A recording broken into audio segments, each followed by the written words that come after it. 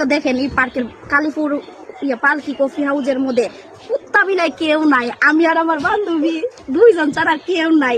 কেউ থাকবো কেমনে? পার্কের ভিতরে দুই ডাইনোসর আই করছে। ডাইনোসর পার্কে আইলে সাইডে ফাইডে কুত্তা বিলাই মানুষ কেউ থাকবো না, এটাই স্বাভাবিক। তবে ভাই একটা মজার বিষয় কি জানেন, আমি আমার জীবনের প্রথম দেখলাম ডাইনোসর বুর্গা কিনতে। যে সুন্দর লাগতেছে বিশ্বাস করেন, যদি আপনি রায় তেলে কই তারবেন। এই যে দেখেন দুরুবিরি, তুমি এটা কি কইলা? তুমি একটা কথা কইছো আর আমরা বিশ্বাস করতাম না, আর আমরা ওখানে গিয়া দেখতে হইব পরিবেশটা কেমন। তোমরা ফাল্লা ফাল্লি আর আদিকলামি দেখতে বুঝা লাইছি পরিবেশটা অনেক সুন্দর। তবে তোমার ব্যবহারে আমি অনেক কষ্ট পাইলাম।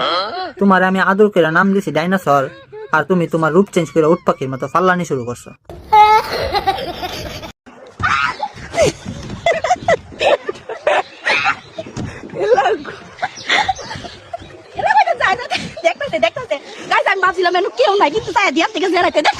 এখানে বাবার কি আছে?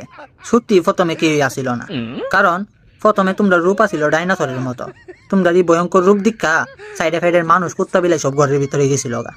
পরে তখন তোমরা রূপ চেঞ্জ করে উট পাখির মতো ফাল্লানি শুরু করছো, সার্কেস দেওয়ানি শুরু করছো। সবাই ঘরতে বাইরে তোমরা সার্কেস দেখতেছে, মানে তোমরা আবার এই দৃশ্য দীক্ষা তোমরা রূপ চেঞ্জ করে কুত্তার মতো গৈরানি শুরু করছো। আরে বাবা তোমরা তো বহুরূপী মানুষ, খুব খারাপ নষ্টা মহিলা।